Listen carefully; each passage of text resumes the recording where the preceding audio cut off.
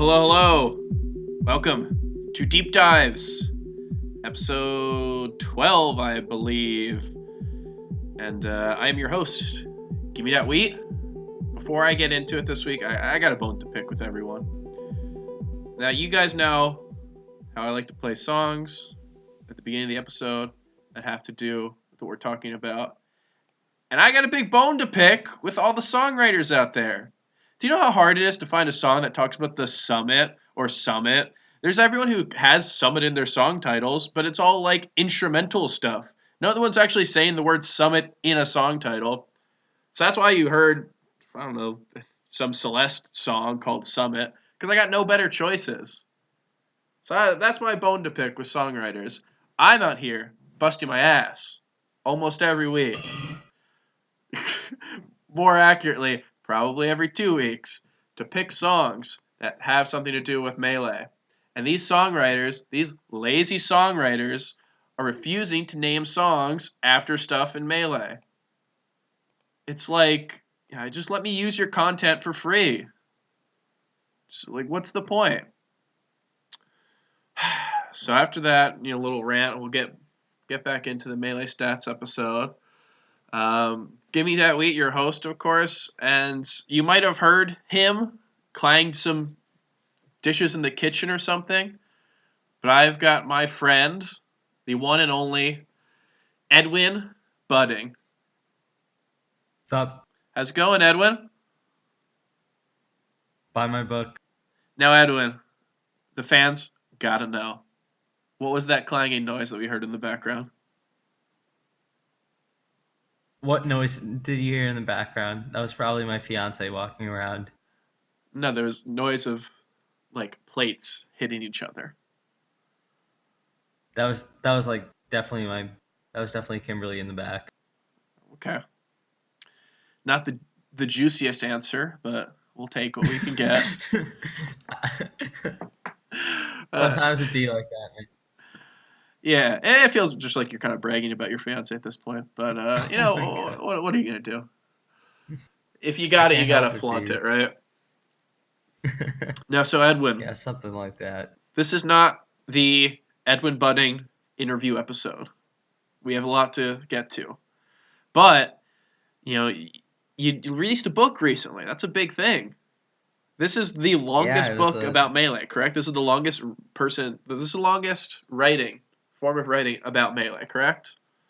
Yeah, I have to count wife's book from the top to the bottom in terms of word count, but I think what I have is the longest book. Yeah, it's definitely the longest collective about Melee history in written format.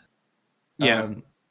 Although I guess it's the only thing of its caliber, but yeah, Yeah. pretty So, cool. I'd really love to have you on for an episode that we can really devote to this topic at large, because I really think that the Book of Melee is such a big event to happen to Melee. But we got so much going on. Like this, we're in the thick of it. June has been such a packed month in terms of Smash that I don't want to take anything away from an interview for you. But I just want to ask one two-part question really quickly. One is, when did you first decide that you're going to start writing a book on Melee? And the second part of the question is, and when did you decide to not give your friend Wheat a free copy? Okay, so first off, let it be clear to audiences that you guys had access to the working draft for the last No, Eric did. Ambi did. I never saw this draft. It was posted in the Melee Stats Discord, the private one, not the podcast one. I literally would just update it all the time and post it there. Like, I'm pretty sure that link is probably still active. You could go back and look at the first draft of the Book of Melee when it was like 200 pages. I'm pretty confident that it's still there somewhere. You're still kind of skirting the question here. I asked you why I didn't get a free copy. And you're saying, "Oh, I can read the unedited mess." No, you could read. You guys had access to like 5 different drafts. It's just that I just had to pick a few readers, and just the final sometimes copy I don't get. You'll get it. It's free. You can get it on Smashwords. Download a free Yeah, it's pay what copy. you want, What you which is want. not the same as you giving me a free copy. No, I suppose it's not. To answer the other part of your question, I would say that I I began thinking about the idea of a book around late 2016. Actually, before I entered the Melee Stats Discord, I'd really kicked around the idea of a Melee history book for a while, not just because of my work on my personal blog and obviously my research with Pika, but I just thought Melee is one of those rare gaming communities where it has enough content that you could act and enough like public resources that you could build a book based off of just public resources and based off just knowing how the scene works and having been a member of it. And I knew no one else had done it, and I knew that no one else had written so much about Melee history in terms of like articles as me. So I thought, why not do it? And I guess weirdly enough, here I am 2.5 years later on Yeah. a published author. It's You know, pretty I've cool. heard about 2.5 Men, but 2.5 years seems to work out for you. Yeah. Yeah, Well, I've it took me a long time. yeah. Well, I mean, I've heard nothing but good things about it. And when I Thank say you. I've heard nothing but good things, that's my only entrance into the book is hearing stuff because I didn't get a free copy. Um, Oh man. maybe one day. Maybe one day. But yeah, so I know you talked a lot about people like Ken and Azin. Isaiah must have been one of the other people you talked about. Isaiah, the last Captain Yeah, Falcon Isaiah. to win a major until Wizrobe. Wizrobe. So last time we had an episode, Stock and I went on for 2.5 hours about like lowercase hero might like possibly make it into Division 3.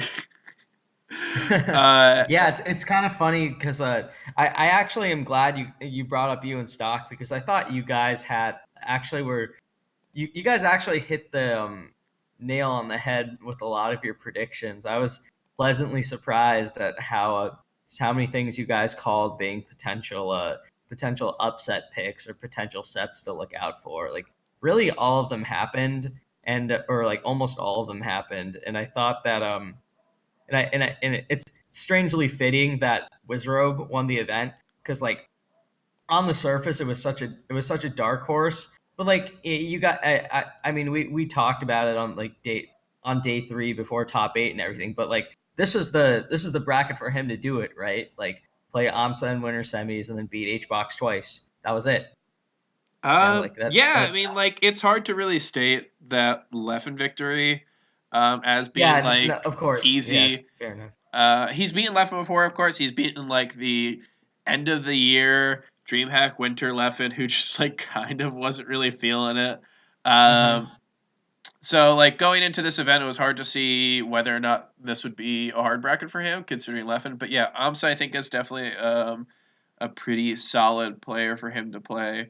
I think Uh, the biggest thing with Wizzy is that like again, I can't I'll give Wizrobe all the credit in the world for of course beating Leffen as you mentioned, and obviously winning this event, beating HBox twice. I'll go more into that later and what that means. But like we do have to acknowledge that like a possibility, this was a possibility in a lot of our minds about like the demigods or like the newer rising players like Wizzy and Zane, right? Like they each have problem like they each could win majors, like they have that potential, but there's always kind of like that question of when they're going to run into someone that typically gives them problems, right? Like with yeah, Zane that would be Axe, and I guess right now Plup. With Wizzy that's Mango and Plup, and I still think it's Mango and Plup. yeah. I While think like there are going to be people who are a little more skeptical of Plup's ability to beat Wizard, but I think that's kind of reactionary.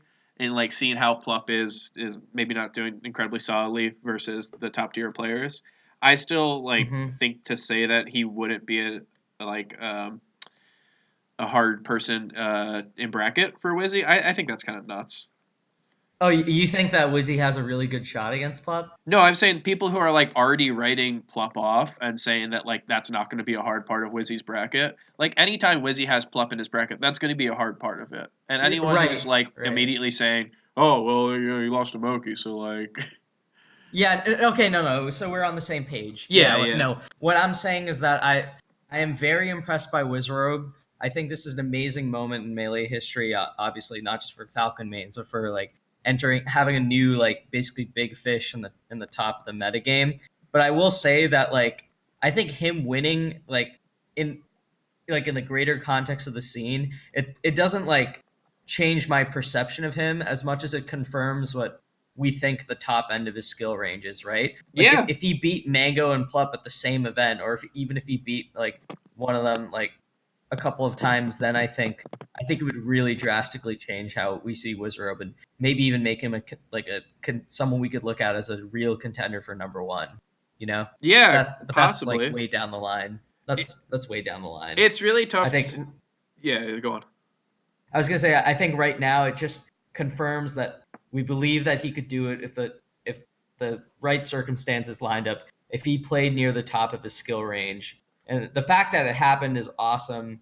I think it really like knowing that it actually happened, it opens up so many other possibilities too, right? Like this Yeah. goes beyond Wizrobe. It Yeah. means that maybe in order to win a super major, you don't have to run into the death grip of Hungrybox. Maybe like let's think about what this means for an Ice Climbers player, or for even someone like Axe, right? What if when Axe gets to winter semis, he doesn't have to go through Jigglypuff? What if he has to play Wizrobe into Leffen or something? Like all of a sudden, it becomes a lot more doable when you introduce a new element like Wizrobe or like another player to the top of the metagame as like a real force and not just as a dark horse. It just opens up so many more potential bracket opportunities.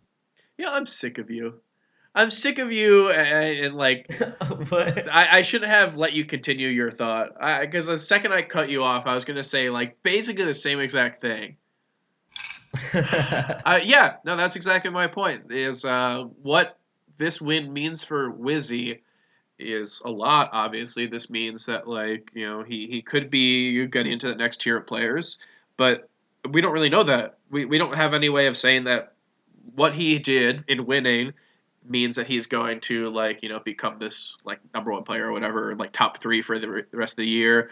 But what it does tell us is that like you could have Zane who uh, he won Shine, so he already won a major. But you could have Zane, who could be a threat to like win. You could have Axe. You could have all these players who we would probably say pre-Armada retirement had no shot, because like you would have to dodge Yeah, I mean Armada and that's the like HBox. elephant in the room, right? Yeah, Armada not being there, like yeah. he would have ended a lot of bracket runs. Well, I mean, I think the thing is that you could be in a path without Armada, and then let's say I don't know, let's say Plup plays Armada in semis, and you get to semis and you do well against Plup, but not Armada. Like it's possible, but I think for these players, you'd have to almost certainly play one of HBox or Armada, and there are a lot of players that I feel like those two players, just like you either did well against one of them or you did well against neither of them. Like I don't think there were many players in that tier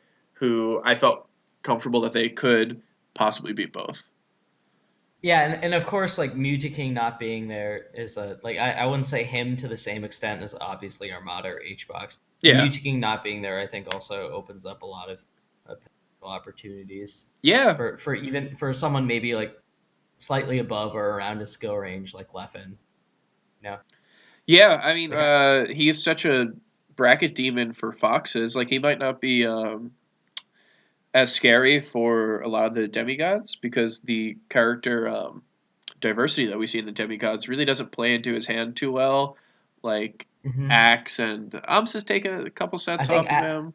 Like there's a I bunch of think different. Axon in particular kind of leapfrogged King in their head to head. Yeah, yeah, he really in the past couple sets that they have, past like 5 sets, I think he's like so incredibly positive on him. So Um, we just to circle this back to the original topic of conversation. I want to hear your thoughts on this because I don't really have an answer to this, but what is the value of an H box win?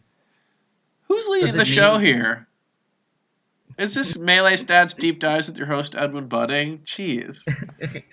Sorry, it's my tendency to ask, but I wanted to get your take on it because Well, I don't want to answer I your don't really question, but know. I do have a separate thought that I want to be voiced. And the other day I was thinking about what does an HBox win mean these days? It just came to me. I was like, what Damn does an it. HBox win mean? Well, that's true. I mean, when you're looking at how to rank these top players, just kind of like a fool's errand right now. But the top 10 I think is pretty like suitable to rank. Um, like a year ago, man, an HBox win would be. I'd feel so confident in like giving someone a really good spot because they beat HBox. But right now, it's just I don't know. I still think he is de facto number one best player in the world. Yeah, Um, probably. I Probably don't. right now, but it's like it's starting to slip a little bit, you know? I don't. Yeah, I mean, it's the difference of he like the best player in the world can also be the person who may not be most favored to win a tournament. Um, it's all about how you look at it in that scenario. But yeah, I mean, I think it's still incredible to beat him. I don't think he is a tier on his own. Um, I don't really think he's had an incredible time throughout like his history as being a number one player, where he's been in his own tier. I feel like Armada for a lot of it was kind of under the radar as like really could have been number one with a win or two there.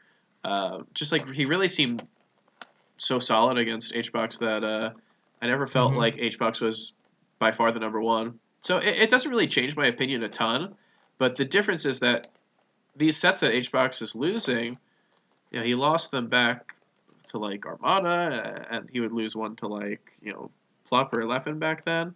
The sets that he's losing are definitely to Yeah. players who are we would consider under that tier. He even dropped a like Shine to Zane, and Shine to obviously Zane. this year for something that's a little more relevant, he lost Come to Papa. I know that's not a major, but still Yeah, two sets. I think that so the fact that Zane seems to be giving him at least semi-consistent trouble, or at least taking him close, and then with Wizrobe, and again, like this goes back to giving Wizrobe credit, like beating HBox 3 times in a row, and I'm just gonna drop a stat here.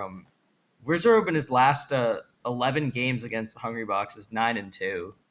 Like that is really, yeah. really, really, really, really dominant, and especially the last sets at Smash and Splash, they were quite convincing, and the second set really didn't feel that close. Yeah, I didn't really get the chance to watch it live, so I can't say. I was out that day and I turned on the stream to see the last stock. I saw like literally the knee hit. I think if it was a knee, that just goes to show Wow. like how much I missed of that. So I can't speak to the in-game dominance, but yeah, I mean I believe it. I was able to watch winners finals, so I did get to see that, and of course I watched his set at Gommel and watching his sets throughout other tournaments for the past couple years, he just his style works so well against HBox, I especially think. like Yeah, go on. a big counter is that Dreamland is not scary for Wizrobe. Mm, I think yeah, in so that's many that's huge. player matchups, Dreamland is an auto win for HBox. Whether or not it actually is debatable, but like the you can tell mentally how like resigned players are to play HBox there. It's almost like a lot of times it's the turning point in the set, right? Like Yeah, maybe a Fox takes game one on Battlefield or something, or Fountain, and then when HBox goes Dreamland, it just kind of sucks the life out of them yeah, for the rest of the and not to set. say like I just want to reiterate my point. I don't believe that it is truly the like set ender. Like I don't think it's as a foregone conclusion that he'll win there. Considering Moki beat him on Dreamland, Yeah, of course, good Leffen beat him points. twice on Dreamland at Gommel. Hmm. Like I think there are a lot of people who can beat him on Dreamland, even like Foxes. But the fact of the matter is that like it's like almost a Mewtwo King on FD like level counter pick. Like I can't imagine having to be a competitor and know that like even if you beat HBox, you're gonna have to go to Dreamland, and Hmm. that's like completely mitigated by Wizzy. I just think that there's one thing I want to mention in one of the Dreamland games. There's a sequence where Wizzy is down 4 stocks, or he has 2 stocks, HBox is 4, and for like 2.5 minutes, it's honestly like astounding.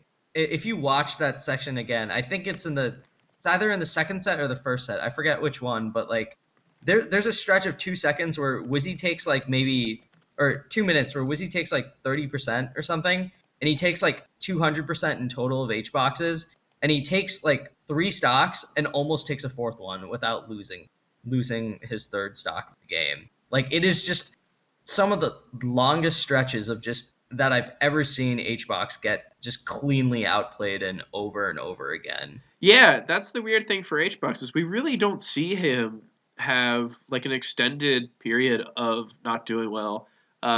Whether or not it's like in the actual game, meaning like stocks or sets or whatever. Like he's really good about being able to like jump back to his like homeostasis of just like dominance. So that is a really wild thing to see. Do you think Wizzy is a long term problem for HBox? Because it's like he's always been in that like sphere where, oh, if Wizzy plays HBox, that's dark horse potential. Like he could take a set, but this is that what they say, like once might could be discounted as an off day. Twice, okay, maybe he's a dark horse threat against him, but this is 3 times in a row. Like, is this a trend that is this like a long term weakness that HBox is going to just have to hope he avoids at majors, or do you think he'll come back with answers? Yeah, no, I know the classic say, hey, once could be an off day, two could be a dark horse candidate. I know that classic saying. Oh man. Um, Well, you know what I mean. I You know know what I mean, exactly. though. I Like know beating exactly what you someone mean. 3 times Yeah. in a Um, row like, shows at least some kind of sustainability to it being a long term issue. yeah. I mean, in terms of players, I think being able to take a set off someone might not really show an incredible. Like, it doesn't show a trend, right? 1 point is Mm-hmm. not a trend. Um, and there's very few players in that top echelon who can take 3 sets off of any of those players, and let alone HBox. So yeah, I mean, I would say if they play at Summit, if they play at CEO, if both are attending, if they play at SmashCon or Shine, maybe less so. Then it's hard to know how the trends are going to go. But yeah, he right now he's definitely, I wouldn't call a bracket demon, but he's definitely a scary person to see in HBox's path. I would say Zane to a lesser extent also like that. Right now, I would say Wizzy has a better chance of beating HBox than Zane does. Um, Is Wizzy his hardest opponent in bracket right now? What do you think? yeah, I mean that's a tough one, right? It's hard to really see what he's doing in these games and kind of um, say that this is how it's going to be for the rest of the year, right? It's obvious that Right. HBox is not really playing the best that he's played recently, and not to discount that for Wizzy. Wizzy's obviously doing amazing, but it's just this is possibly like a bump in the road for HBox, and I think HBox back into form. It's possible that he might do better against Wizzy, and might falter more versus Leffen. I don't know. Maybe Mango. Mango seems to really be grinding this year, so it's hard for me to say. But yeah, currently I think if they meet in winners semis or winners finals of a tournament, that's probably the guy currently, like this week, who I think would beat him.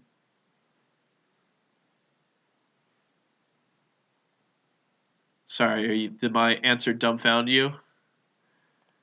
I No, I just don't have anything else to say on it. I just think it's so crazy that we could be in an era where I think HBox is slumping. He's still the world number one, but he's definitely kind of in the middle of a slump.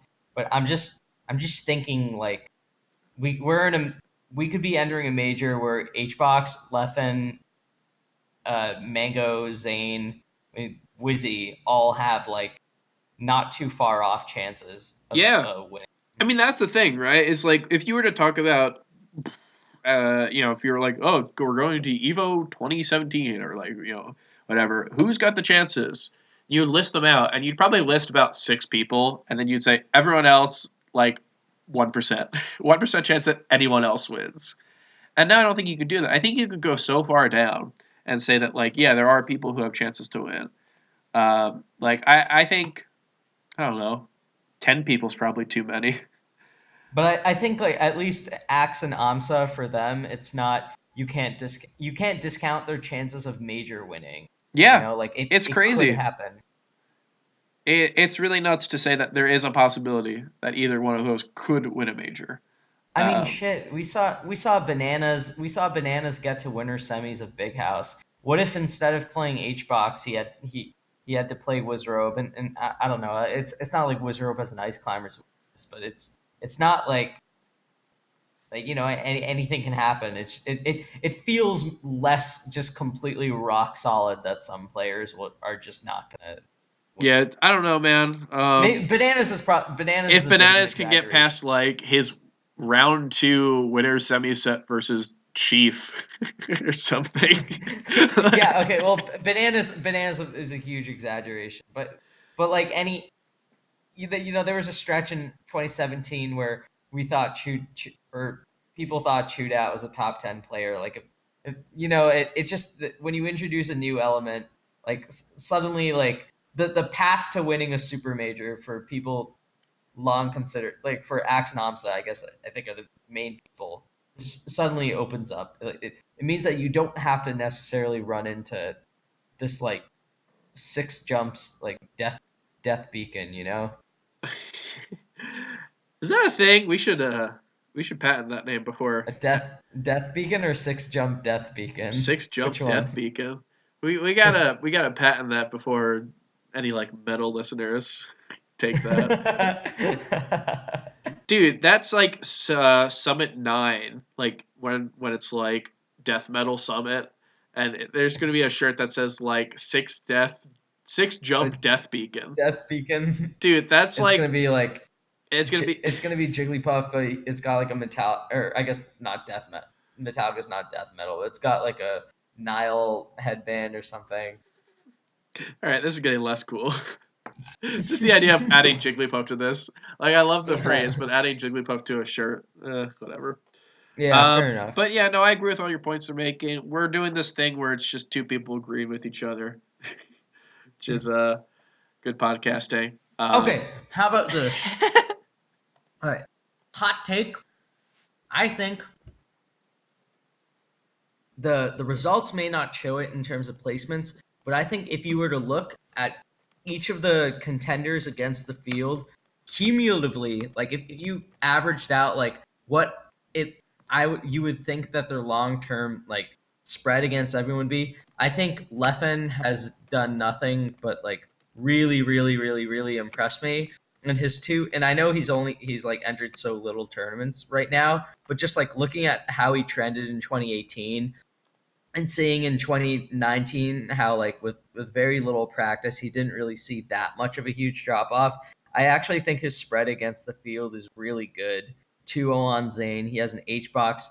He has an H box victory. He goes back and forth with Mango. Like, I don't really think there's anyone that, like, I know he lost to Axe and Wizzy, which yeah, I don't want to attribute it entirely to Rust away from Melee, but I'm actually like I'm kind of, it kind of feels like I don't think there's anyone that Leffen could run into in a bracket that makes me immediately like scared for him. Yeah, I think he actually looks really promising entering Summit. What's the big difference from last year? Like, no, I'm saying like but last year he H box was this huge demon, right? Yeah, true. Like he 3-0'd him at Gamal. Like he got pretty close to beating him again at Smash and Splash. Like I don't think like last year, remember, Leffen had that huge stretch where he would just keep losing the H box over and over again, kind of like what Plup is doing. Plup has right now, but much less soul sucking. I don't know. I think it's equally soul sucking. I think I just like Leffen more, so it felt more soul sucking. Yeah, no, fair enough. But like Plup, like it, yeah. But I think like there's no one, you know what I mean. Like I don't think there's no one in Leffen's path that I think is a long-term problem for him. Whereas last year, I think you could at least say that H-Box was probably that person for him. Yeah, I mean his chances going to Summit, I think he's got really solid chances. I don't know if like his spread against the field is really any different than it was last year. I just also think that he had good chances going into last year's events. Specifically, last Summit, I thought that I think he was seeded second. I think he had a great chance of winning. Um, and Yeah, but then he lost to Muta King in a really awful set. Yeah, losing Muta King in bracket, I think, is good for him for the next coming events. I think that's a really good thing. Probably one of the scarier people he had to play. And also, like, he had some really weird sets with Armada, where they would be like 7-2 Armada one year, and then like 2-7, like Leffen Yeah, would win. last year was a great year for Leffen against Leffen was Armada. extremely good last year, but considering that level of play, I just want to say, like, I could also see the time where if Armada played this year, that like Leffen just loses every set to him. Like they were so back and forth in like oddly Mm-hmm. dominant stretches that not having to worry about Armada, while that's probably less of an issue for Leffen, still adds to Mm-hmm. his ability to win more. Yeah, sure, why not? I love Leffen. Yeah, that would be my. I guess we'll go into summer predictions later, but I just wanted to take a note that I've been like I know like losing to Wizrobe and Axe is not like something that I think peak Leffen would be expected to have as a long term like thorn in his side. So I guess maybe it's a little unfair of me to just like I see those as more positives for Wizrobe and Axe than I do as negatives No, I to agree. Leffen's long term chances of winning major, and that's pretty much all I have to say on that. I think Leffen's career is very interesting because his ability to one play different games has been like has given us these weird like ebb and flow cycles of him playing melee. And even before he started playing Ultimate or Dragon Ball, he also had issues with his visa. So I feel like there's like constantly this ebb and flow of like peak Leffen, and then periods where like he'll get there. So I think we're in a position where we're like he'll get there eventually. So I agree. His first summit back, I believe it was at Smash Summit 3. I think he lost to Axe. Yeah, he got like ninth or something at that Yeah, summit. like and when I remember watching that and saying like okay, he's this is not going to be something. Axe is not a demon to him now. He lost to Axe at Flatiron, which I believe was like That kind was of a really back and forth. He destroyed him in the first set in winners. In the yeah, first set of and then the grands was like really back and forth. yeah. So It was a an really great awesome, set, and yeah. I don't want to John for him, but it was also like kind of in the thick of Leffen playing a lot of Dragon Ball. Um, Hmm. Obviously, like not trying to say that to take anything away from Axe's wins, but yeah, I wouldn't really say that Axe or Wizzy strike me as people who would be like perennial bracket demons for Leffen. I I think think that I would have to see him versus Wizzy again though, yeah, because to be fair to Wizzy, he's won three of their last four sets, but I think it's like it's a little misleading by the box score. Like if you look at the game, if you look at the games and see like the context of how Leffen is losing these sets, I don't think it's particularly like super dominant or that convincing. Just because it's always come at weird times for him. yeah, Like the DreamHack sets, they split, and then in Summit they split sets again, and then Wizzy took this set. I don't know. yeah. Leffen is like he's not really a hot and cold player in the sense of uh like someone like Plup might be considered a hot and cold player right now. Yeah. But I think Leffen's like kind of hot and cold is because you can tell like when he really has off days. Usually there's like something else going on that will like make it easier for him and the world to John. So I think that's the main difference. But yeah, I mean it's just like What do you think of another international Fox player in Moki for making Summit at the Mango? I mean Moki, friend of the show, oh, big Hmm. fan. Yeah, I went out to dinner the other day with a friend of mine, And I thought you were gonna say Moki for a second. You're gonna be like, surprise! I'm going to Summit. No, I I just want to grabbed go to dinner with Summit. Do you Moki. not know this whole thing of I want to be flown out to Summit? I want to go to Summit. I get Aiden. I've helped us. Aiden's there. My friend, my good friend. Slime is there. Another friend. Yeah, I don't know what So many friends of the I gotta show. do, dude. I'm not talking about friends of the show. I'm talking about my personal friends. I don't know what I gotta They are do. friends of the show, aren't They they? are also friends of the show. They're friends of me first. Friend of Wheat, 1. Friend of show, 2. Dude, I worked. I didn't work for them, but I helped out with the summit for the past few years regarding specific like seating stuff. What else more does a boy have to do? But let me get back to my story. I was talking with a friend at dinner. For some reason, I guess the conversation lulled, so he asked me about Smash. I think that's just like a good thing if there's nothing else to talk about. And Yeah. yeah, dude, I'm talking about Summit, and I talk about how like this is the perfect group of Summit attendees for like me and my nerdy friends, and I go off Mhm. about Moki. Like I can't stop talking about Moki because it's so rare to see a player who is at this caliber who really is not compromising their style. Moki is Yep. so interesting to watch. He is like aggressive in a sense. I wouldn't say he has like that classical aggression that we would think from a player like Nun or Mango. But Mhm. regardless, I still think that the way that he approaches the game is something I would call aggressive, and it's also so flashy. Again, in a way that I don't think like Nun is an aggressive, flashy player, and I think Moki's an aggressively flashy player. But they're both in different ways. Like it's just like man, the big thing about him is the Daraki, but I think that's just like part of a bigger thing of him just constantly trying to set up for things that he thinks would be cool and also might work. But like the fact that he is doing it in winter semis versus SFAT, it's just like so crazy to me.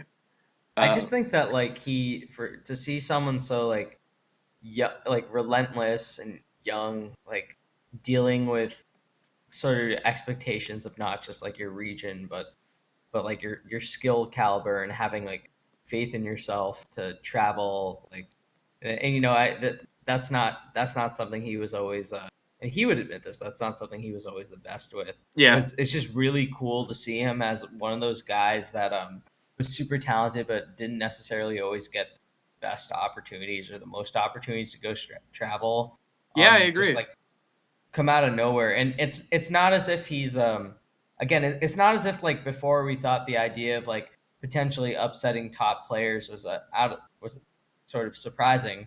I think what's really surprising is how consistently it's been. Like if you look at his resume in the first like in this year, it has been just absurdly impressive. And I'm talking about like, winning Revenge of the Six over La Luna. I'm talking about like beating SFAT, West Balls, Lucky, I believe KJH also. KGH, yeah, Yeah, and I mentioned West Walls and SFAT, and also beating Swedish Delight. Like these are wins that are coming at like the rate and consistency which they're coming. Like if you look at his record, like what's his record against like 6-20 in MPGR from last year? Like it's really it's got to be really good, right? And I believe him against Nunn. I know Nunn is not that active, if at all, locally. But like him versus Nunn, I believe actually was pretty solidly in Moki's favor in their recent history. And I also think that, I think that the turning point when I realized that he was legit was when he was starting to go evenish or even positive on Ryan Ford last year. That was sort of the big indication that what we were seeing was actually yeah. I like mean, that's fans of a the remarkable. podcast would know that like that is what I said to him was that like that was the big indication that he was somewhere who's here to stay. Like the Chewin, I think, put him on the map, and then the fact that he was Yeah. going even with Ryan Ford was something where it's like, oh, this could be a little more. As we went later in the year, he had top eight at Canada Cup. He won 3 sets on none in a row, like in somewhat dominating fashion. They looked very solid.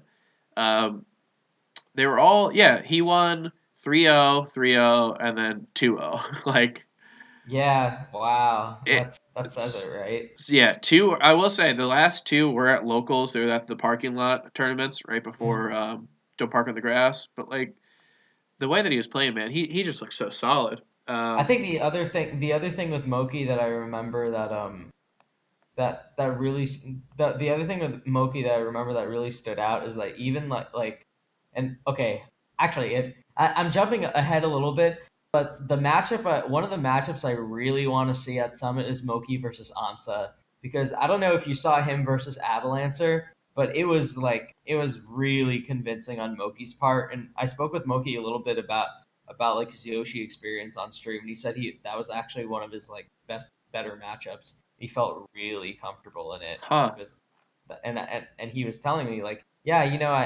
I'm not gonna say that like I'm favor that I think it'll be easy, but I'm actually really excited to test some of my knowledge and like understanding of the matchup against Amsa. So I really hope that happens in bracket. So we That can would be see it. really interesting. Speaking of bracket, let's move on to what bracket's going to look like for Summit. So, if Yeah. anyone doesn't know about how the bracket's going to work, I'm not going to be the one who's going to do a good job of explaining it, but I guess I can try. So, Swiss pools are going to be the same as they've been for I think the past 2 to 3 summits have all had Swiss pools. So you would be playing 3 rounds of pools, split into 2 pools. You will be playing people who have the same amount of wins as you. So if you are 1-0, you would play someone else who's 1-0, et cetera, et cetera. So it's going to be hard to really predict what matchups are going to look like after the first round of pools. But we can look into it, maybe see some possible things that would happen that would be interesting. So do you want to jump into the projected round 1 matches? Do you know those off the top of your head? I can read them I, out to you. I had the screenshot on my phone somewhere, but I'm actually looking for it right now. Hold on. Yeah. I got it. So the first match that I noticed that immediately stands out, and I think it's the one that stands out for you also. Plup versus IBDW. I'm a Well, this is a so player that like Plup obviously shut the fuck amazing. up.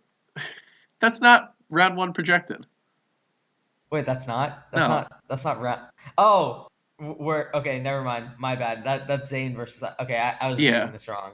Yeah. Oh, geez, my Let bad. me okay. So Mango not versus let me Mango versus Bud. let me read them out because not only is this for me and you, currently on Smash GG, this is not up for the summit.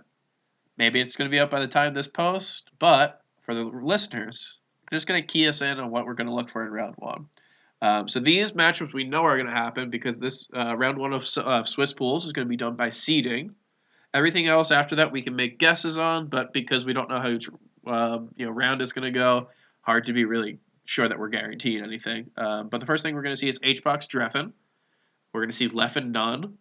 Axe and Moki, which I think could be pretty interesting. Axe has had some close calls against some Fox players. Slox. Recently at Pound, that was really interesting. He's also had some like even like Cyrox right on the come up. Like I remember one of Cyrox's first things that he did that was impressive was like taking X very close. So I think Moki could be interesting. Amsa S2J to end out round 1 of pool 1. Pool 2 has Mango and Spud playing, Wizrobe and Ginger, Plup and Triff, and Zane and IBDW. Yeah, you mentioned Zane and IBDW. You want to tackle this one? Am I allowed to talk now, or am I good? I My mean, bad for getting the Plup IBDW. I was reading Group A, and look, I man, just immediately I just thought. don't know. I didn't want you to fuck up anymore. Yeah, You've got a reputation to uphold. yeah, it's a best-selling author and everything, right? Yeah, Yeah. yeah. I don't want you to be like someone to tweet out like this guy doesn't even know how Swiss Yeah. pools work, and then everyone. We'll always get that one guy. I think so. Zane IBDW, I think is interesting because we haven't seen it in bracket in a while Yeah, since like Pound Underground. Pound Underground. That was like a year ago. It was a So little over a year, yeah. yeah. So I think like obviously I don't think their match is going to be anywhere near as similar. Like obviously Zane got way better, and IBDW is one of the fastest rising stars of this year. And these two also, I think the storylines entering it are pretty cool. IBDW obviously like notorious for being one of the foxes that actually loves playing against Marth. He and Zane practice on stream against each other all the time. They're big net play fiends, and if you've ever seen their matches, they actually literally go like back and forth. Like there's stretches where IBDW will just go up like 3 stocks to 1 on FD, and then Zane will make a comeback, and then IBDW will clutch it out with a 0 to death and everything. Like I think IBDW is one of the foxes that I would say, like along with Leffen, of course, that I would say is actually kind of I'm hesitant to say scary, but like a serious like contender to just straight up beat Zane. And that's why I'm excited to see it, because I think we could see some really high level melee in that. There's very few foxes who I would say have a pretty good shot against Zane, but IBW is one of the few foxes who I would say, like him and Leffen, I think are probably the only two that I put in that tier. Fiction came really close. Fiction did. I would need to see it. Yeah, I need to see it like consistently more from Fiction. I just look like, considering SoCal has like no Marths, I just really don't know. But yeah, I mean, I'd be willing to put him in that tier. But IBW, he's proved time and time again how he does versus Marths. I think he lost to 1 set to Pew Pew and then beat him the next time. But other than that, just like has seemed incredibly solid in the matchup. I think that's going to be a really interesting one. You mentioned that it hasn't happened in a while, and I just want to point out one interesting thing about all of these round 1 pools. Is that these matches, 2 have not happened ever. 2 of these, Mango Spud and Axe Moki, these players have never played each other in tournament. And the second one is that the most recent we've seen one of these was Leffen Nunn, which by the time that gets played out, I don't know if it's going to be a Saturday pool or a Friday pool, so it's hard for me to say, but it would be either 319 days or 320 days since the last time it was played. Wow. These are so fresh. HBox and Dreffen played 4 years ago, I think. Like, they played at Shuffle 5, and they're going to play round 1. What? Yeah. Wow. It's really cool that the way that these pools are set up, where I think, whoever did this seeding, I think they did a great job, not only with seeding a list that would look, I think the seeding of the event not only passes the eye test by grouping these players in a good tier of skill, but also leads to interesting matches that we really haven't seen. I think all of these round 1 pools, truly world class seeding. I think this is incredible seeding. One that an event could pay for, maybe should pay for. Yeah, just truly forward-thinking, genius seeding. One might say. I mean, Mango versus Spud, another amazing match, and I don't know if without the brilliant unnamed seeder behind this tournament, who else could have brought us Mango Spud? I don't know. In the first round is a guaranteed match. It is crazy that that's really scary for Mango. That's probably. You think it's scary? I think Spud. I think like it's like any other Mango set against someone that hits hard. Like I think it's there's a possibility of it, but weirdly enough, I think Spud's natural aggression and just like willingness to fight will actually kind of keep Mango in his comfort zone. Yeah, I mean, it's like Spud is one of the Mars where I'm like, okay, maybe Mango could lose to him, but I doubt it. Spud is probably like the third most likely to beat Mango, I would say. And this is counting Mewtwo King's Marth. This isn't a world where Mewtwo King's still playing. I think only Zane is scarier in terms of Marth to Mango. Who else? Pew Pew? No. No chance. I think maybe if Mango's playing Falco, but he hasn't done it. The Moon? Yeah, right. No chance. Dude, name a Marth that is scarier right now who's not named Zane. Shrooms Marth? Cobal's Marth?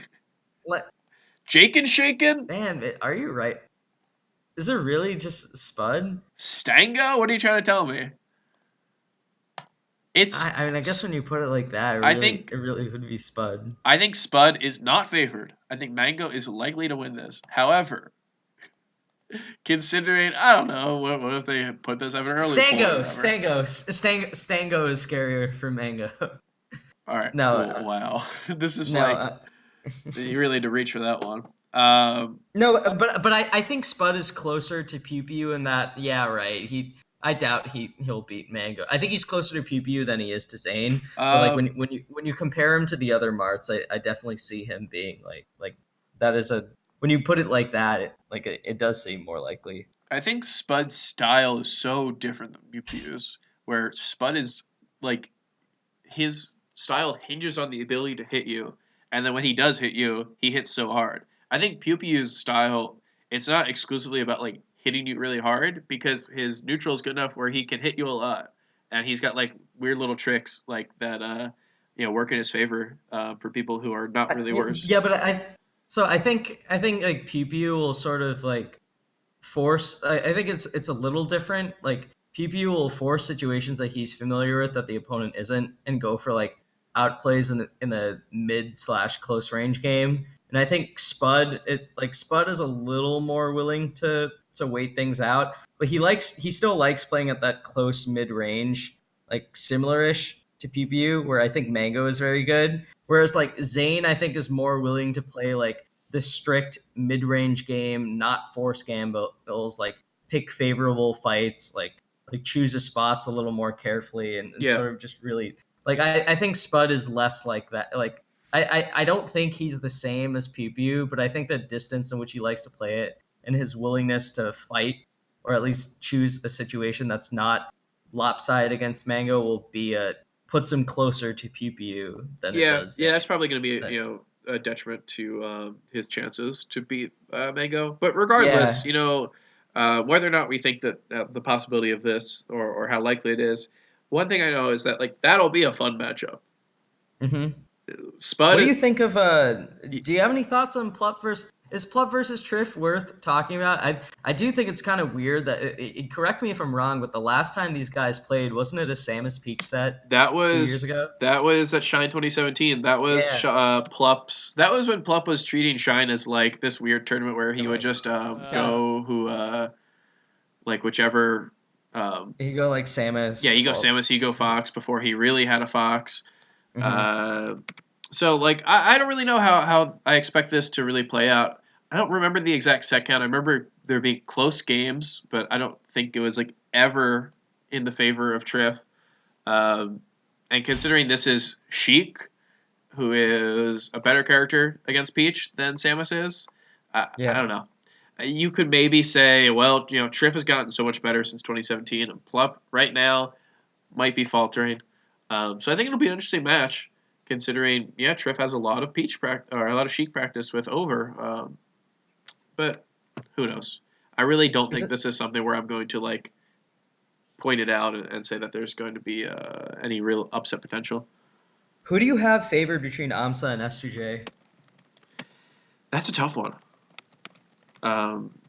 That's actually a matchup that I could have sworn has happened recently, but it hasn't happened since Summit 5.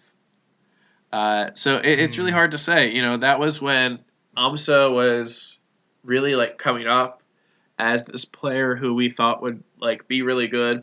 I believe that was like 2017 when he was had the GTX Big House Summit run. And I think GTX is where he Plup, right? Yeah, GTX Plup, and then I forget his Big House. I think there was Crush involved in there. I don't really remember, but yeah, he lost to S2J at both Summit and GTX, I believe. So that'll be interesting to see. Amps has done relatively well against Wizzy. He's beaten a set. He took a set at Genesis 5, and he also had that like really weird set. I think it was last Summit. I forget what it was, where he took Wizzy so close. It was the last game, and I think he was up last game as well. Just like Wizzy came back. So it's really interesting to see how he does versus S2J. S2J definitely different style than Wizzy, and I think that does affect certain players. I think there are certain players who do well against Wizzy who might not do well against S2J, and vice versa. So yeah, I mean, I trust Amps' ability to like just really smack up Falcon as much as one can in that matchup. But the matchup just is not easy for Amps, so it doesn't seem like. So I would probably say S2J favored. He's playing pretty solidly, and I think I would say slight S2J. Yeah. Also, Amsa's these past couple tournaments has seen him still doing well, but with the exception of that Mango win, kind of close sets with people way below him, and then kind of getting sunned by Zane. Or if straight up losing to Triff also. Yeah, so hard to say where Amsa's playing relative to his peak, but it doesn't seem to be, peak performance for him right now. So I would probably say SDJ favored. Are there any other specific matchups that you want to shout out here? I think the round ones are all interesting, but I think those are the only ones that I think could go either way. Yeah, that's all I have to say for the round ones. I'm a little because the thing is when it comes to predicting the second and third rounds, it's there are a lot of the projected matchups that I think are interesting. We haven't seen Mango Zane in a while, so I hope we get to see that again. But if that doesn't happen, then we might see Spud Zane or something. Maybe even I don't think we've seen Spud IBDW in a little bit of time. We saw it at Phantom where he double limited him. Oh right. IBDW that is double limited Spud. I mean close games, but those are close sets. Right? Really close, yeah. Or close games, I think. Did they play 2 sets that tournament? Yeah, it was. So he beat him. IBDW and Spud played in semis, where IBDW won, and then IBDW beat SFAT in winners finals. And Spud spanked SFAT and then played IBDW. Right. Okay. I remember that. So I think that could be really interesting to watch, but we've seen it recently.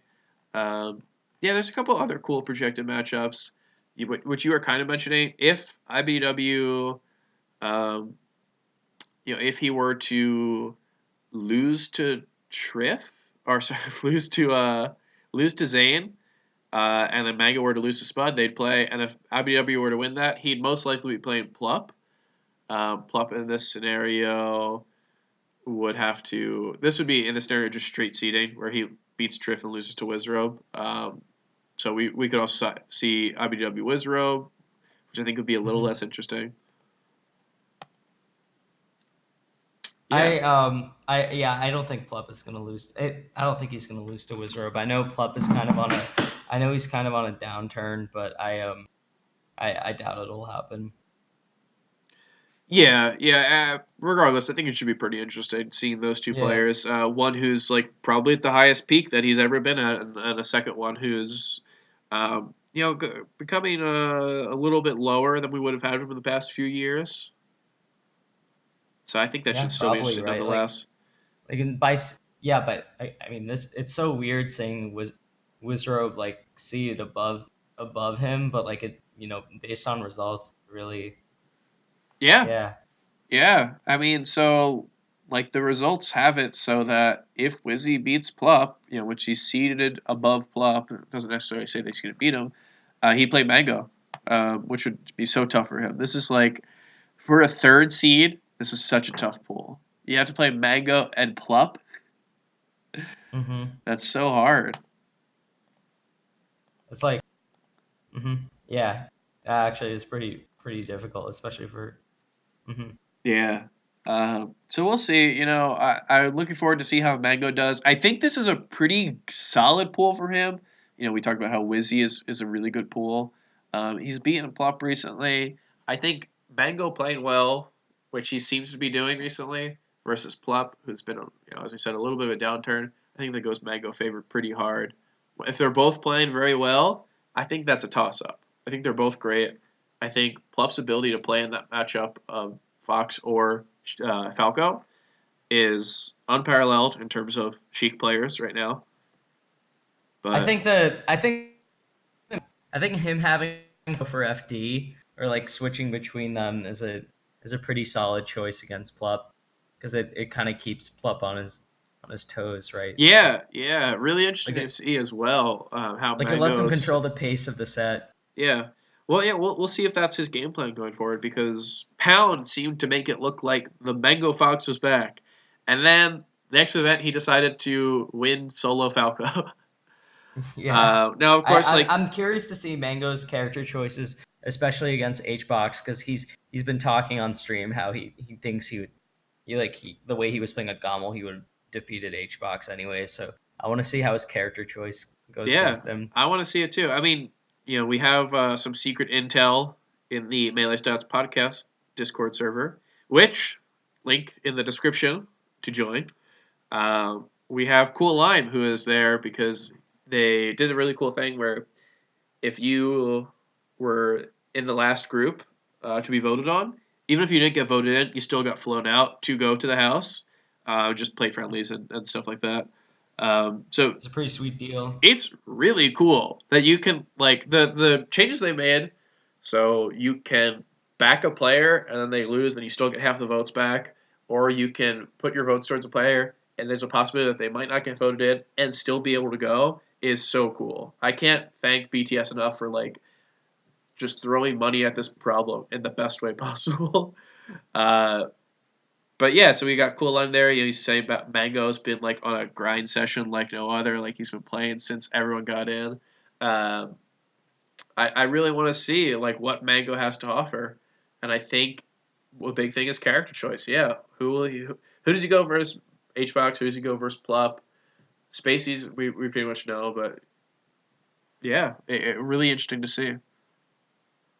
I miss seeing Mango's Fox in the faster matchups. It was a long time ago, but I miss seeing his Fox against Falco. I miss seeing his Fox come out against Falcon and stuff like that. I know it's probably best that he kind of just keep his Fox when he needs it on the super major top eights, so it doesn't really lend itself to people outside of or he doesn't really need it against people outside of Plup and HBox. But I just miss it because it's so sick. It was a joy to watch. Yeah, we were in the Pound crowd watching hashtag Pound crowd. we were. Oh jeez. We were in the Pound crowd watching Mango warm up when he was playing Fox. I forget what the setup was exactly, but man, that guy just walking around wave dashing around the stage and moonwalking, dude. So crispy. He looks so good. I think you could show that to anyone playing Ultimate, and they would. There's 50% chance that they would download the Melee ISO that day. Yeah, or they would use the legal copy of Melee, of course. Yeah, I forgot they were sponsored by Nintendo. I'm just excited to see what he does at Summit. Definitely. Well, he DQ'd at the Mango, so I'm gonna say that he's probably not gonna do well. He does not do the same thing this time. What if I was a nerd who looked at the Mango results, what Mango did at the Mango, and I was like, I don't think he's gonna do well at Summit. Yeah, you just literally saw his his sets, and you're like, I don't know. He's been struggling with I can't even think of a mid he hasn't been able to show up recently. He needs, if he wants to perform well at Summit, he actually needs to go to his sets. You get it upvoted to, you get it a front page Reddit thread or whatever. Oh god. Yeah. You get your tweet linked in the Reddit thread about Mango not showing up for his. I don't even want to joke about this horrible reality. But yeah, Mango, I think we've only talked about him really for terms of the Summit. I think he's going to be a really interesting thing to watch, because I think in terms of players who can take it all, I think we kind of know what everyone else is doing. But he is both a player who can take it all, and he's kind of a mystery as to what he'll actually do, what the actual game plan will be. But kind of using it as a springboard to talk about players who can really take this event. Kind of getting to the end of the episode, do you think you have any guesses, any predictions as to who you think can take the event, and I guess also your pick on who you think is going to win the event? So my pick to win the event is Leffen, and I'm picking Leffen because of the reasons I mentioned earlier. I just think his long term spread against field is really good. He's been grinding Melee a lot lately, so he'll be super focused. The people I see as potential roadblocks in his way are they're not people I would necessarily think are long term roadblocks for him. And the other thing is as far as even the ones that I think could be maybe could be roadblocks like Mango, that they have their own hosts of issues that they'll have to deal with at the event. So like for Mango, even though he won his last set against him, I would still say Zane is a really tough draw for him. Yeah, I would say so. For Wizzy, I think Mango and Plup are also really hard draws. So it's like the opponents that I could see giving Leffen a hard time might not he might not have to play them, or when he has to play them, like they might not. Or he may not have to play them anyway. And I just think against everyone else, like he's a rock solid bet. And it's funny because like Leffen for a long time was like, remember he was dropping a set to like Lovage or even before that when he like lost a duck and stuff. It doesn't feel like that anymore. Like Leffen is so reliable. You can always say about him in the past. I think there's less of the chance that like Leffen going into a tournament will lose to like a duck or whatever. I think right now maybe less of a chance that he will take home the whole thing just because of what we were saying. I'm not clear that he is 100% back. Depending on what you want to say by back, top 3 at the last 2 events that he went to, pretty impressive. But maybe that just goes to show how much I think of him. I currently don't think he's at his full potential. I think his baseline is just so incredibly high. Yeah. That like even though he's entered so little event or so few events this year, I just have, for whatever reason, based on his trends in 2018, seeing HBox as his only like really hard roadblock that year, and seeing that HBox is on a downturn right now, like I just if there's an event for him to win, I think this is it. Like the stars have aligned for this, I guess, figuratively speaking. So he's my pick. I think this is a really open field, though. I agree. I think it's hard to really pick someone who seems like they could do it. What's your pick? I feel like every time a major comes up, my brain says HBox. Like, I haven't gone through the episodes, but every time we do an episode and I pick, I try not to pick HBox. I just feel like it's kind of the lame pick. But yeah, he hasn't really been winning a lot. My brain still says he's going to win, but I'm not going to pick him. I'm thinking Mango could do it, but this year, 2019 at Melee, I can't keep up with it. I need to show that I can live up to this crazy year of Melee. I'm gonna say Axe. Oh wow! I think Axe's bracket not incredibly. What's his path to victory? So Moki round 1, but he's also in the same pool as HBox. So even if they were to meet, I think he has to play Leffen in round 2 of Swiss if they both win their round 1, which could be doable. Who knows?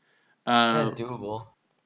But he could get out. So if he loses to Leffen, he's projected to play S2J. It seems like. Yeah, hard to say with that. Because that would also mean that S2J would lose to AMSA. That would be projection. So yeah, it could be he could play AMSA or could play S2J. Both of those he's done pretty well in, so he's definitely making it out. I would say as at least 2 wins, 1 loss, which would give him a pretty decent bracket. Considering this is Swiss, it's hard to say what his actual top 16 Sunday bracket's going to look like. But I don't know. I mean, if he's able to dodge HBox, which could be possible, I think he could beat Leffen. I think he could possibly beat Mango. He's done it before. And obviously he's favored against Zane. I would say so. Do I actually believe he has the best chance of winning? No, I don't. But Melee has proven me wrong so many times this year that I'm just trying to live up to the weird Melee that we're living in and trying to one-up it by saying Axe. Is there anything that... He's going to get fucking 13th, isn't he? Jesus. Why do I do this to myself? Yeah, he's going to Moki's just going to come in with some super sick anti-Pikachu. Yeah. He's going to Delu it and just study Pikachu nonstop. Yeah, hey man, just Moki played really well. I don't know what to say. I'm really hoping to run it through losers. That was a pretty good axe. It wasn't my best axe ever, which where that was. Yeah. There's a situation where I did an axe impression when Edwin and I were in bed at Pound in the Pound hotel room. This was 3 a.m. It was the most uncanny. I swear, I've never heard an Axe impression like that in my life. I don't There's know. like a I couldn't even do it again. You asked me to, and I refused. It was like yeah. lightning It's like I can't. striking. Yeah, I can't. You can't recreate it. It was like he walked into our hotel room. It was so scary. I don't know how that came out of Yeah, it's me. just the ghost of Axe.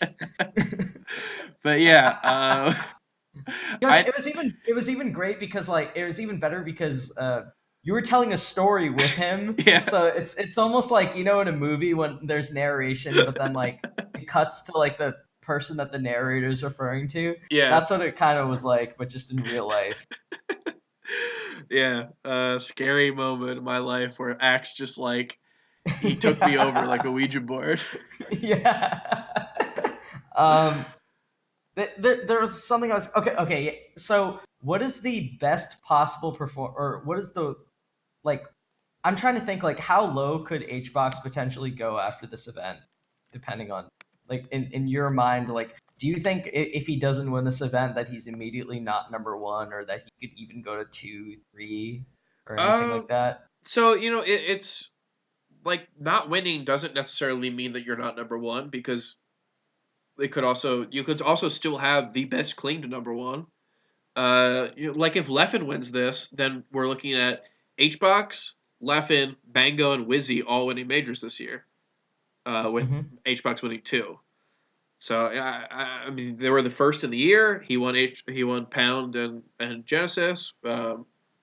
If I don't know if he gets fifth. So I think that might be true if HBox gets like second, but what if he gets fifth Well, that's what I'm saying. or If he gets fifth or again, I don't fourth? think that you literally cut me off when I was about to say fifth. If he Sorry. gets fifth again, I don't think that's the case. I think giving HBox the benefit of the doubt, it's just so easy. Like when seeding tournaments or when like thinking about who could win, projecting matches and anything like that, it's just so easy to give HBox the benefit of the doubt. But yeah, I mean, if his events recently are what second at Special Splash, fifth at Gommel, if he gets fifth at this. I don't know. Like I'd be willing to say, yeah. I mean, if Mango does well, if Leffen does well, yeah, if Wizzy does well, I think there's so many people who could grab that first spot. This is so hard. Going into the What about Plup? What if Plup wins this event? How does that change how you see him? yeah. I mean, that just he adds to that group of players who can win. I don't think he's that far outside of that group. I think he's in the group currently of people who I think maybe aren't the favorites to win. I think he's in the Axe Zane tier. Um, I also think his chances of winning a major are better than both Axe and Zane. But I think in skill, I think he's right Yeah, there right now. I still agree with that too. Yeah, like his player matchups are just a lot better than what those two have. They would have to like avoid certain people. I don't necessarily think Plup has to avoid certain people on the same level. I just think he needs to start playing better. Really, Yeah, that's the funny thing. Like, yeah, it's like I don't think like him losing it. Like I think they deserve all the credit and everything, oh, but of like course. him losing to SFAT and Moki, and then like dropping a set to Axe at Genesis, and stuff like that. It just feels so like I don't know.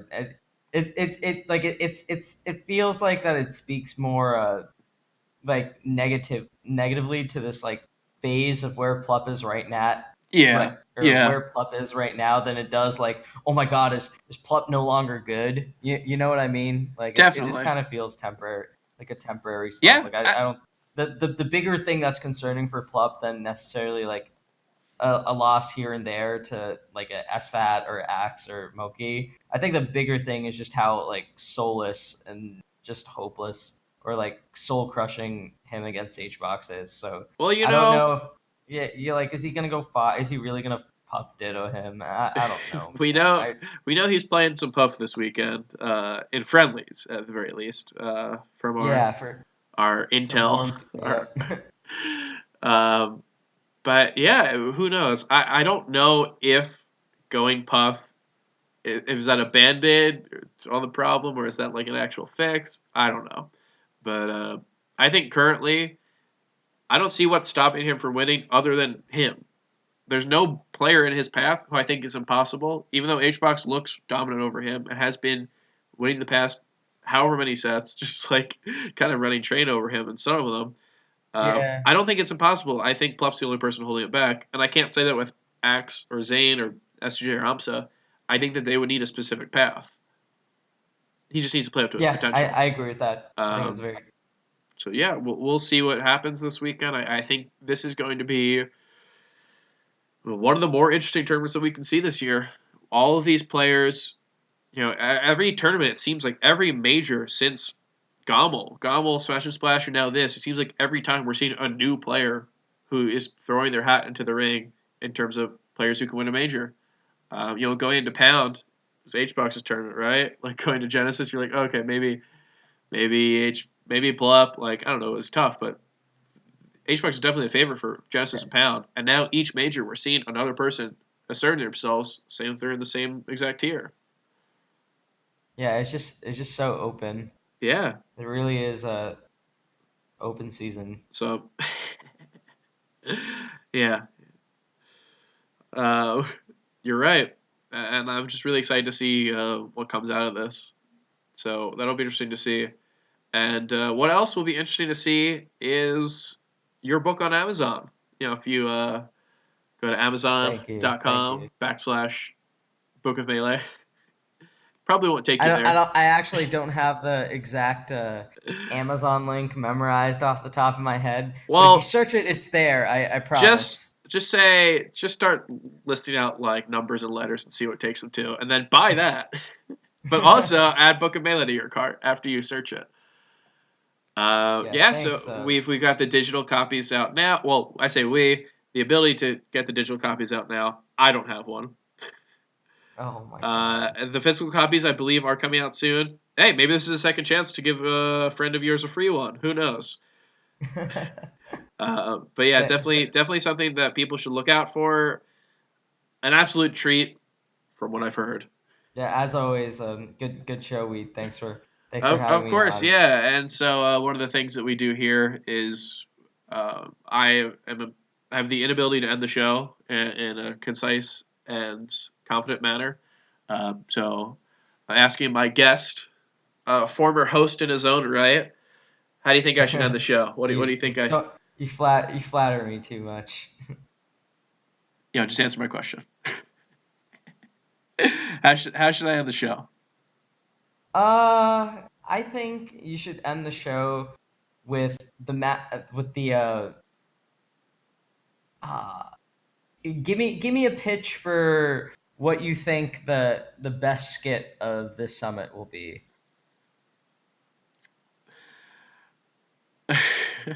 Well, I really put you on the spot there. You did.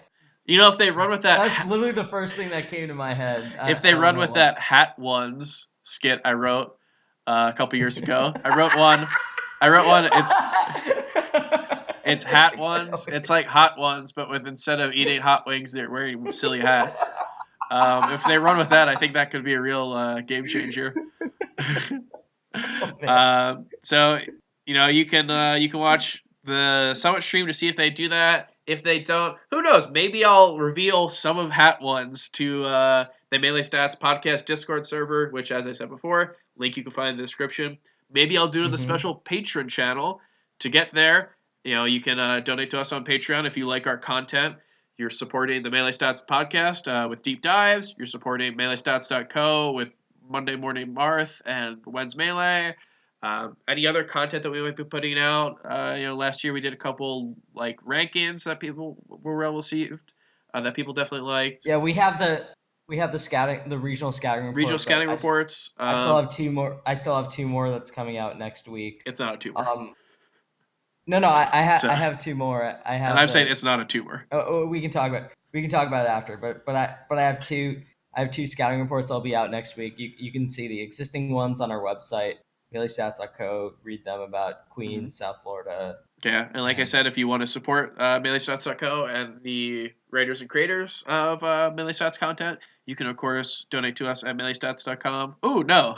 You can do Patreon.com/MeleeStats. Yeah. And shout out to Alec Vucinic, Etost, Greg Schaefer, Joey Danowitz, JM, Matthew Biddle, Ozen Breton, Potato, Stock Money, and Videotape. Are those all still paying us? Everyone's still paying us? Yeah. I don't think JM We is. still get money. And oh wait, no, he isn't. Never mind, JM. We're not thankful for you. Take your shit No, up. just kidding. I mentioned Joey, right? Yeah. Yeah, I got him. Okay, yeah, that's all of our patrons right now. Yeah. All the money that you spend goes to supporting this show, and it goes to supporting the website. Just pretty much anything Melee Stats related. Man, this is the longest plug. Yeah, it actually might be. Yeah. Yeah, I mean, it supports Melee Stats related content, and also, in a way, could support Melee Stats related bowling at any tournaments. So if you're not into what we create, maybe you're into the idea of a couple nerds drinking way too many Yinglings at a tournament. Or jungle juice. Don't forget about the jungle juice. I guess Faderade is now the Melee Stats drink of choice. I hope to see it. I hope to see it at Shine. Shine's gonna be Faderated out of its mind. Hey, you know what?